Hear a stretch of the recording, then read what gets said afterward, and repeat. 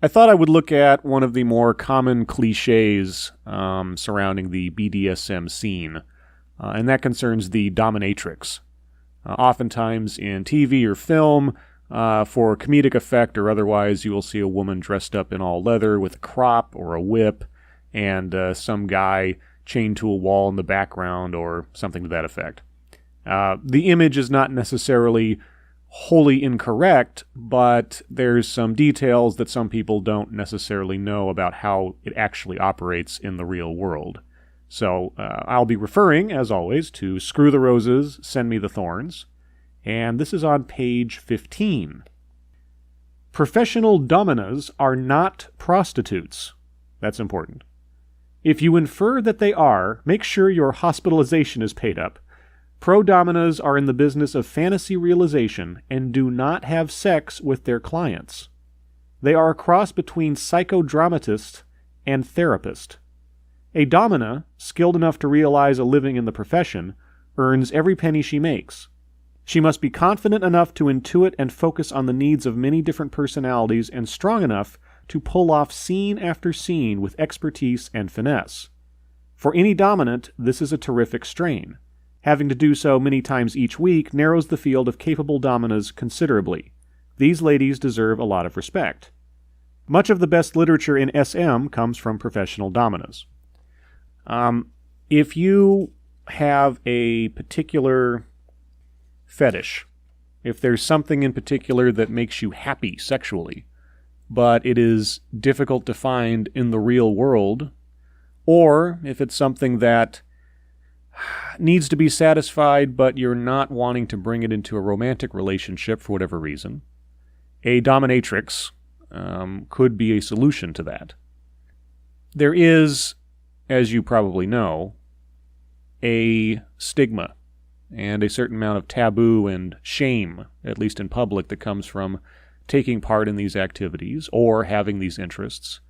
It's not something that the usual professional public figure can admit to without there being a certain level of scandal. Few people can get away with being involved in these kind of things or having an interest in these kind of things and also maintain the classic sort of professional facade.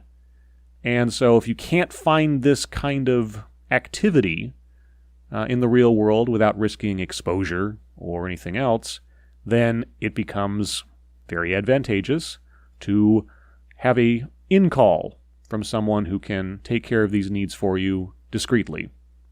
If you are making the powerful CEO feel like a helpless submissive for an hour or two a week, then you're a dominatrix, and you are a domina.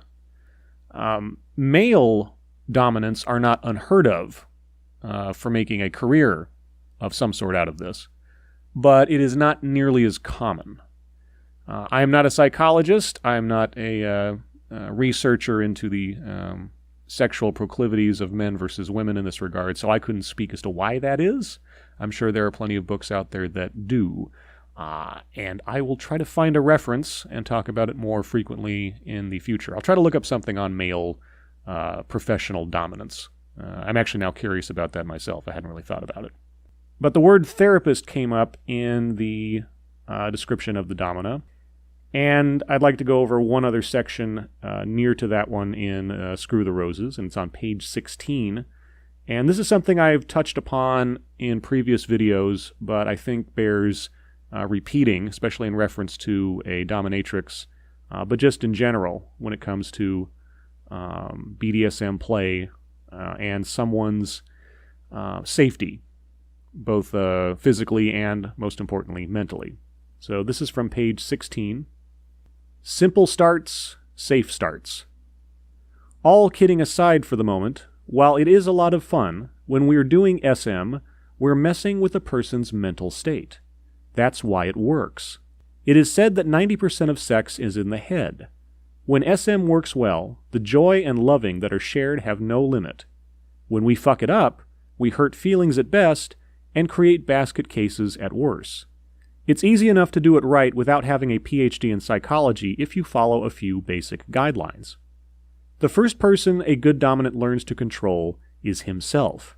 Skillful, thoughtful planning, developing complete trust, and sincere communication are the secrets to doing SM well. Contrary to the wealth of sadomaso mythology, that's an interesting word, a submissive is not chattel, a child, nor any less a person than her dominant. She is a real person with rights and feelings, not an object or a pet whose sole purpose is to be trained and controlled for her master's pleasure. The submissive is also responsible for making her feelings known and maintaining genuine communication. This can be very difficult for a woman or a man in a submissive state. She is going to feel a strong resistance to criticizing her dominant at the risk of spoiling the mood. The balance is fragile. I've talked about that before, specifically in reference to submissives who are natural submissives, or who get so lost in the role of being the submissive and the pleaser that they also carry that over into the reality of the situation and not just the role play. Like they say, it is a careful balance. And this is why if you are a dominant and you know that you're dealing with someone who is, just by their very nature, quiet or submissive or wanting to be a pleaser, you have to be more aware of what is going on with their nonverbal cues. You have to be willing to ask more questions just to be sure and try to overcome whatever they may not be telling you. And that's not to say that they're lying because they're liars or they're being deceitful. This is a very strange area in which to work with someone, especially when it comes to sexuality and pleasure and power exchange. Like they say, it is a delicate balance, but you have to be mindful. There's a lot more to be said about this, and there are a lot of physical safety issues to consider aside from the subjective mental issues, and we'll cover those in appropriate chapters. And I will do my best to try to cover those as well in later videos regarding physical safety and some basic tips on that kind of thing. The proposition of being tied down and helpless is scary as hell. It should be. Careless bondage is dangerous, and the emotional intensity of a good SM or bondage scene is fantastically powerful. We are in the business of pushing limits, and sometimes we will push too hard. It happens to all of us. Submissives, learning to be forgiving. Dominants, learn to forgive yourself and be careful. The point of SM is to get someone to surrender her physical self to you, and, as surely as whips crack, her heart and mind will soon follow. Please take good care of these 3 items. People are very, very fragile beings, even you tough guy sadists. Never be ashamed to drop the roles and game when the going gets too rough, and always be ready to offer a hug and a kiss to remind each other what this is all about to begin with. Be honest, be trustworthy, be kind, and be ever alert to the condition of the soul you are partnered with, dom or sub. The rewards are extraordinary and very much worth your trouble. And that sort of sums up very succinctly sort of my overall thought process when it comes to BDSM for myself or for anybody else in general. There are no rules as to what is correct as far as what turns you on, what makes you happy, and what pleases you, either as a submissive or a dominant. Save for the fact that at the end of the day, everybody is there to enjoy themselves, and everyone should be able to walk away happier than when they first started, both in mind and in body. Now, sometimes in body, that means that you are happy having a tanned rear end, and you can sit on that for the next 3 days and feel the memory of what happened to you a couple nights previous.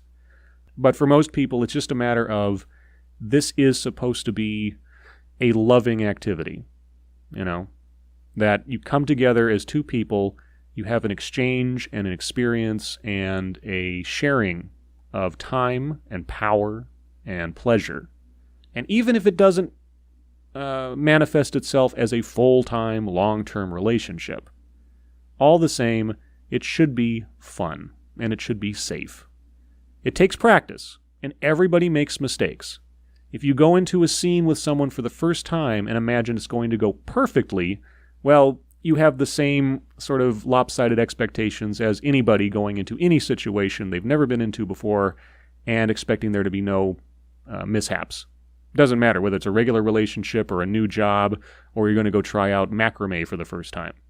It's a learning experience, but as the book intimates, if done right, it can be one of the most incredible experiences of your life. And if you find the right partner, you can have that incredible experience over and over and over again. So, that's it for this video. I think, as I mentioned, I will cover one of two things next. Either look into the realm of male professional dominance, because I'm just curious about that myself. And for certain, I will cover at some point soon basic safety tips when it comes to the physical aspect of BDSM. So until then, as always, thank you for listening.